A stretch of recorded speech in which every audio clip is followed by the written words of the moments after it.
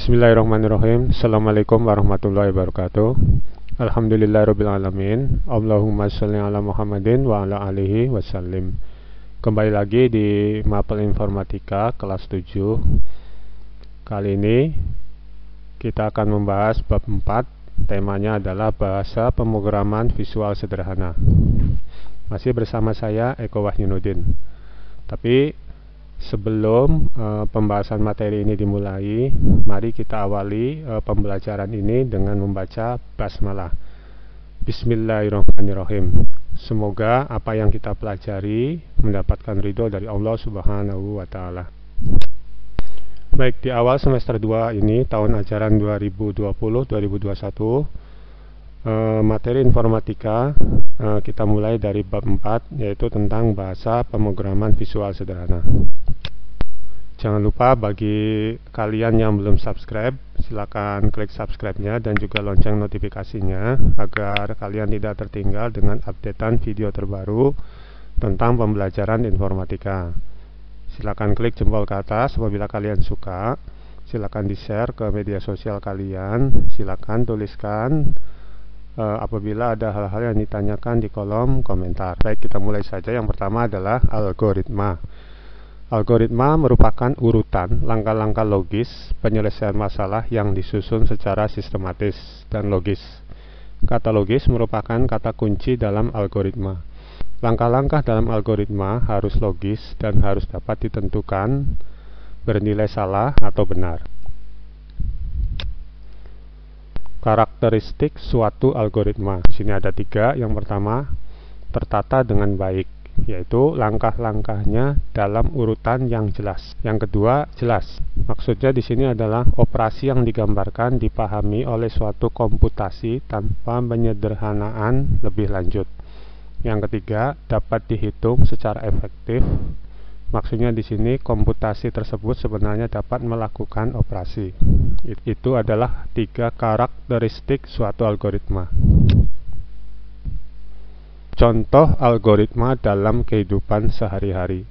Nah, ini contoh pertama, yaitu ketika ingin makan. Nah, di sini ada langkah-langkah yang harus dilakukan. Nah, di sini ada, ini hanya sekedar contoh sederhana, ya. Di sini ada 9 langkah. Nah, ini adalah suatu algoritma.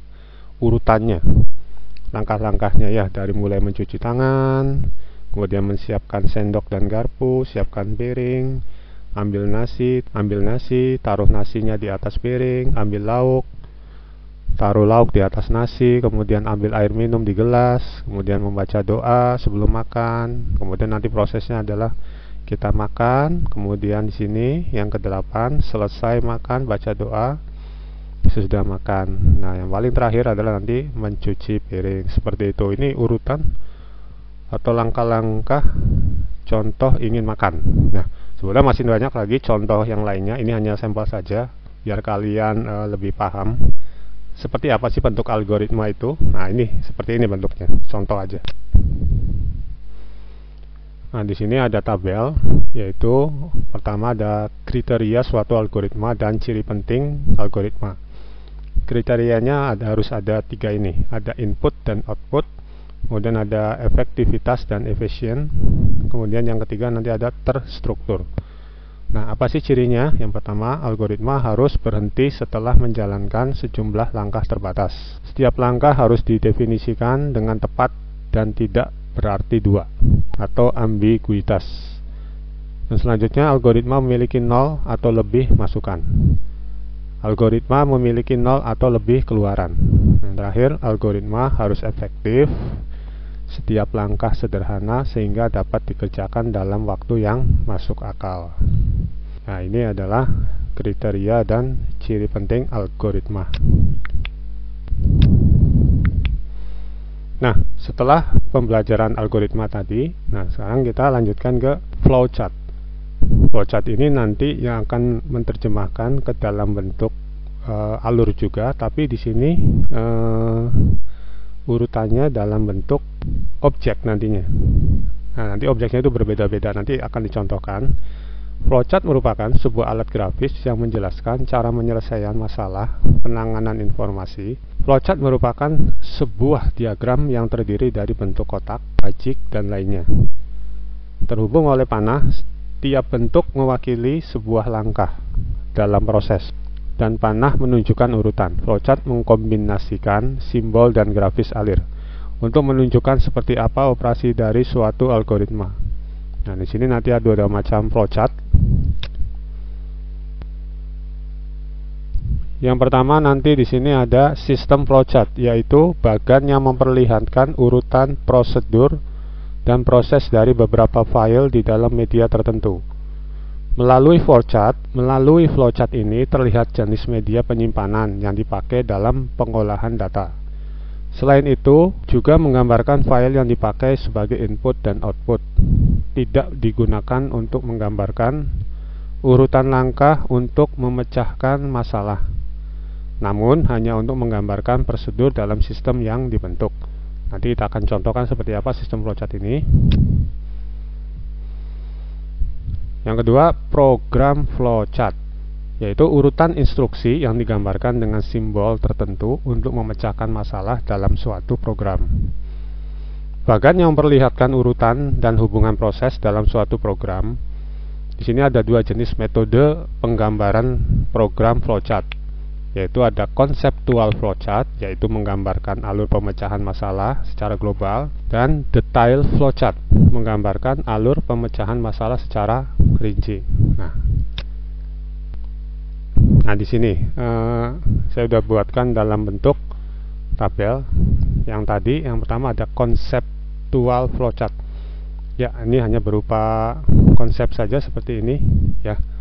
Ada start, ada input, proses, output, dan end. Maka lebih detailnya diterjemahkan seperti ini nantinya. Detail flowchartnya.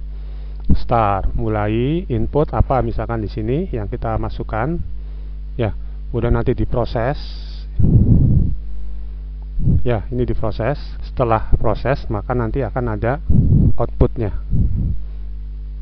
Setelah selesai, akan diakhiri dengan end atau stop bahasa lainnya. Ya. Itu biar kalian ngerti ya, ini hanya sekedar konsep saja. Nah, kemudian ini diterjemahkan dalam bentuk detailnya seperti ini nanti. Nanti kita akan contohkan ke beberapa dalam kehidupan sehari-hari. Nah, di sini ada yang namanya simbol-simbol flowchart. Yang pertama di sini adalah flow direction symbol. Dalam bahasa Indonesianya simbol penghubung alur. Nah, di sini kalian bisa lihat beberapa contoh simbolnya. Ada anak panah seperti ini bentuknya. Nah, di sini ada pengertiannya, silakan kalian baca dan amati. Ya, tapi yang paling populer sering digunakan yang ini nantinya, anak panah, untuk membantu alur data yang akan kita buat nantinya. Kemudian ada processing symbol atau simbol proses. Nah, di sini juga ada beberapa contoh. Nah, kalian tadi bisa lihat di contoh awal. Nah, ada yang kotak. Nah, ini nanti mungkin sering akan digunakan. Sama ini juga, ini sering akan dipakai nantinya. Nah, di sini juga ada pengertiannya. Silakan kalian dibaca. Kemudian juga dicatat ya, biar tidak lupa nantinya. Seperti apa nanti fungsi dari masing-masing simbol ini. Ya. Selanjutnya ada input output simbol atau bahasa Indonesianya simbol input output. Nah, di sini ada beberapa bentuk simbol dan pengertiannya di sini. Ya, tadi juga kalian bisa lihat di sini. Nah, ini untuk input yang tadi kita gunakan di contoh awal. Ini input dan output. Ya, nanti kita juga akan praktekannya.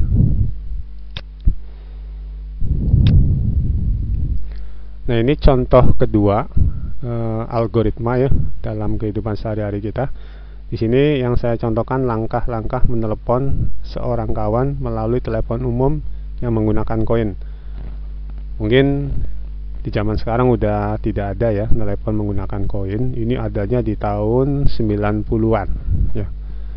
Nah, ini langkah-langkah yang harus kalian lakukan apabila ingin menelepon ke teman kamu menggunakan koin ya. Kalau zaman dulu koin, kalau sekarang sudah menggunakan smartphone yang lebih canggih dan lebih praktis ketika ingin menghubungi teman-teman.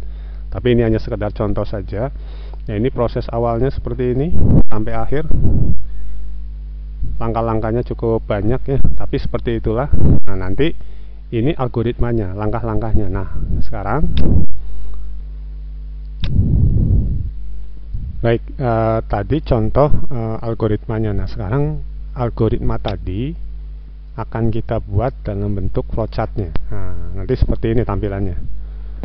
Ada start, mulai. Nah, ini kotak, tadi lambang kotak itu lambang proses. Karena ini memang masih ada proses lagi, tidak muat, maka dibuat di sampingnya. Kita lanjutkan, ini masih proses nih. Nah, ini lambang kondisi. Jika tidak, bagaimana? Jika benar, maka dia akan lanjut. Nah, ini adalah lambang daripada proses masih ya, kotak ini. Nah, kalau udah selesai, maka akan ditutup dengan finish atau end atau stop ya. Seperti ini. Semoga kalian bisa memahami alur-alurnya, walaupun memang sedikit rumit. Dari alur-alur yang ada, dari algoritma kita bentuk ke dalam bentuk flowchartnya. Tapi tidak apa-apa, namanya proses belajar. Nanti kalian juga akan memahami apa sih itu algoritma, apa sih flowchart ya. Asalkan kalian ada kemauan untuk belajar. Mungkin itu saja yang dapat disampaikan dalam pembahasan kali ini. Semoga kalian paham dan dapat mengerti dalam pembahasan ini. Terima kasih kalian sudah menyimak video ini dengan baik sampai selesai. Kita tutup pembahasan ini dengan pembacaan hamdalah, alhamdulillahirabbil alamin. Semoga pembelajaran hari ini mendapatkan ridho dari Allah Subhanahu wa taala. Terima kasih. Jangan lupa yang belum subscribe, klik subscribe-nya ya. Terima kasih. Wassalamualaikum warahmatullahi wabarakatuh.